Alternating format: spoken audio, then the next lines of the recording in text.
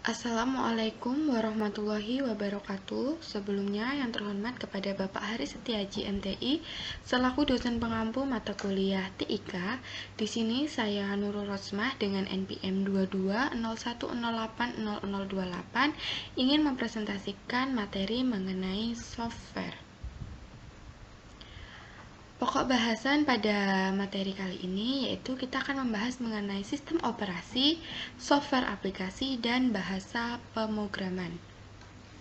Yang pertama yaitu tentang pengertian software atau disebut dengan perangkat lunak. Nah, software ini merupakan sekumpulan instruksi atau data yang digunakan untuk mengoperasikan komputer. Nah, fungsi dari software ini yang pertama yaitu melakukan aktivitas bersama-sama dengan hardware. Yang kedua, menyediakan segala sumber daya yang bisa digunakan pada sebuah komputer. Yang ketiga, yaitu berfungsi sebagai perantara antara pengguna atau user dengan perangkat keras hardware untuk melakukan aktivitas yang harus dilakukan dalam software komputer. Nah, software ini terbagi menjadi beberapa kelompok, yaitu yang pertama ada sistem operasi, yang kedua ada software aplikasi, dan yang ketiga ada bahasa pemrograman. Yang pertama kita akan membahas mengenai sistem operasi.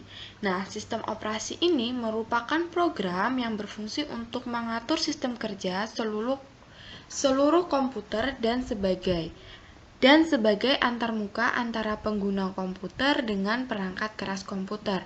Nah, sistem operasi ini dia mengendalikan dan mengkoordinasi operasi pada sistem komputer. Nah, apa saja sih peran sistem operasi ini? Nah, perannya itu yang pertama mengatur fasilitas komputer, yaitu memberikan layanan untuk pemrograman dan menjadwal eksekusi program lainnya. Yang kedua, menjembatani perangkat keras dari pemrograman. Yang ketiga, memberikan interface yang bagus untuk menggunakan sistem. Yang keempat, mengontrol eksekusi program-program aplikasi yang memerlukan fasilitas dan pelayanan hardware komputer. Nah, fungsi dari sistem operasi ini yaitu memiliki 5 fungsi.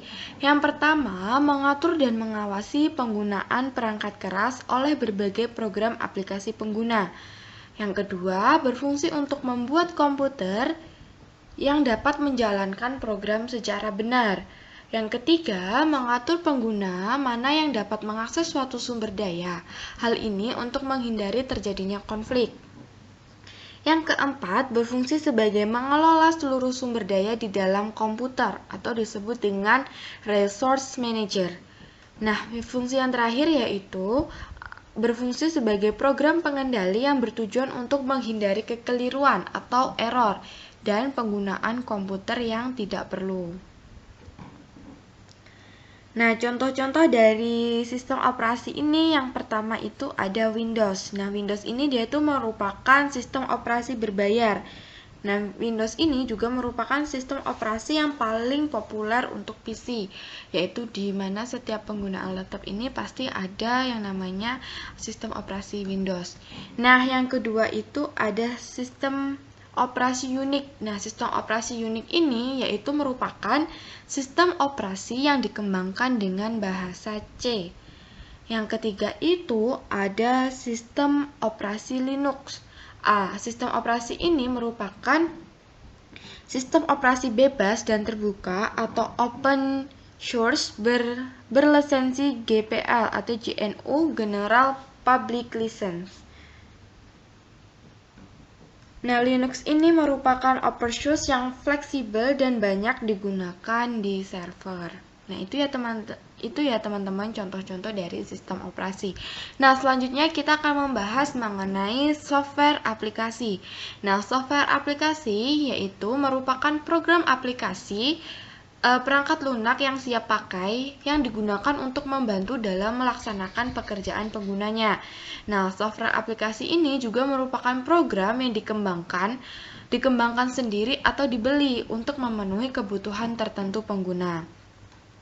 Nah, contoh dari software aplikasi di sini yaitu ada yang namanya, contohnya itu ada pemrosesan kata atau pengolahan kata. Contoh aplikasinya itu ya kayak Microsoft Word, Google Dokumen, dan lain-lain. Nah, yang kedua contoh software aplikasi yaitu ada pengolahan angka. Pengolahan angka, contoh aplikasinya itu ada Microsoft Excel atau juga ada yang namanya Google Sheets. Nah, terus yang ketiga itu ada contoh aplikasi pengolahan database. Nah, pengolahan database ini contohnya dia itu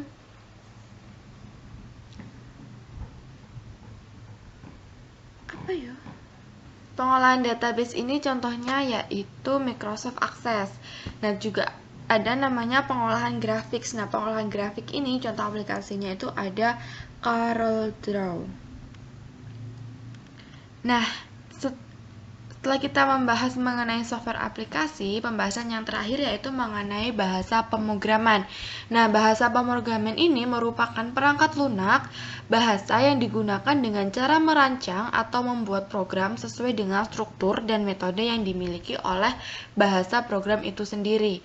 Nah, komputer mengerjakan transformasi data berdasarkan kumpulan perintah program yang telah dibuat oleh pemrograman.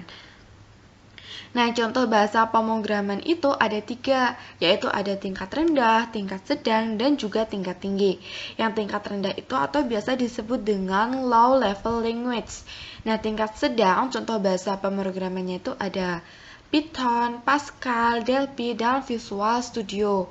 Nah, sedangkan bahasa pemrograman yang tingkat tinggi itu contohnya ada bahasa Assembler.